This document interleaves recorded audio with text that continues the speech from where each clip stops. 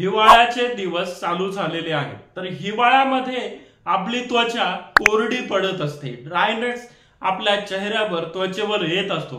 तर हा ड्रायनेस घालवण्यासाठी आणि एकंदरीतच हिवाळ्यामध्ये सुद्धा आपली त्वचा सॉफ्ट आणि ग्लोविंग राहिली पाहिजे, यासाठी आपण काय उपाय करावं हेच या आजच्या व्हिडिओमध्ये आपण जाणून घेणार आहोत। नमस्कार, मी डॉक्टर अभिजित किशोर पवार, साई श्रद्धा हॉस्पिटल, लासूर स्टेशन।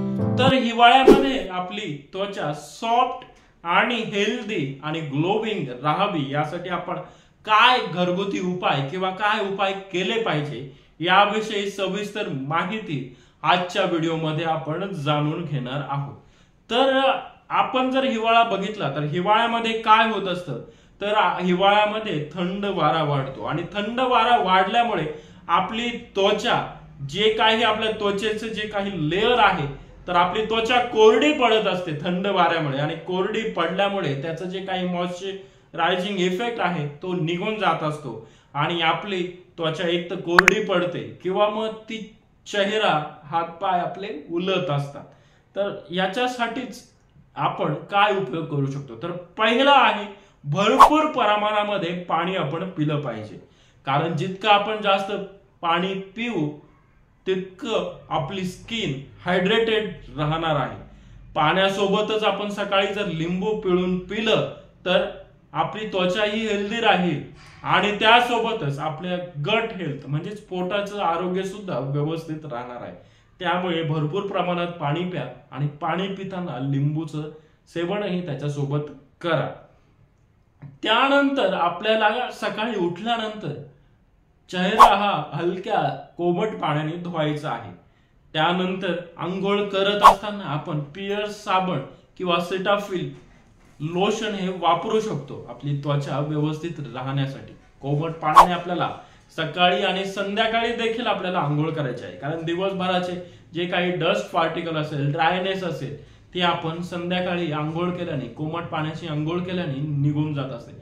आपल्या चेहऱ्यावरती तुम्ही कधीही साबण वापरू नका, तर सिटाफिल नावाचं जे लोशन आहे ते आपण चेहऱ्यासाठी वापरू शकतो। त्यानंतर आंघोळ झाल्यानंतर आपल्याला सकाळ संध्याकाळी काय करायचं आहे, स्वच्छ सूर्यफुलाचं तेल असेल, ऑलिव्ह ऑइल असेल, याचा वापर आपल्याला करायचा आहे। यासोबतच तीळ तेल सुद्धा आपल्याला वापरायचं आहे आपली त्वचा व्यवस्थित राहण्यासाठी। आपला चेहरा व्यवस्थित ग्लोविंग राहावा यासाठी आपण एक नैसर्गिकरित्या एक स्प्रे बनवू शकतो। तर आपल्याला काय करायचे, जास्वंदाची पानं आणि गुलाबाची पानं एकत्र करून त्याचा एक स्प्रे बनवायचा आहे, उकळून घ्यायचे आहे ते पानं, आणि उकळल्यानंतर त्याचा जो स्प्रे आहे तो जर आपल्या चेहऱ्यावरती आपण मारला तर आपली त्वचा ग्लोविंग राहते आणि आपली त्वचा ही ड्राय राहत नाही, हायड्रेटेड राहते त्या स्प्रेने।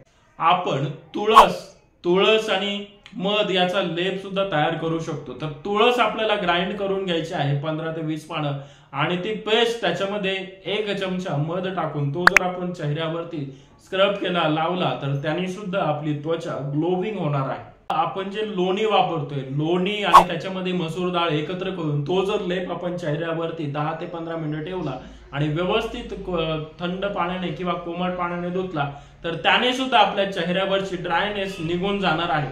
आपण आपले ओठ जे फुटत असतात, उलत असतात, तर त्यासाठी जर आपण लोणी जर आपल्या ओठांना लावलं तर ते सुद्धा एक नैसर्गिक उपचार म्हणून आपण व्यवस्थित आपल्याला फायदा होणार आहे त्याने।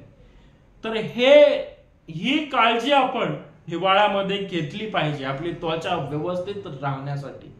आपल्याला हा व्हिडिओ आवडल्यास या व्हिडिओला लाईक करा, हा व्हिडिओ माहितीपूर्ण असल्यामुळे जास्तीत जास्त शेअर करा, आणि आपण आणखी माझं YouTube चॅनल डॉक्टर अभिजित क्लिनिकला सबस्क्राईब केलं नसेल तर जरूर सबस्क्राईब करा।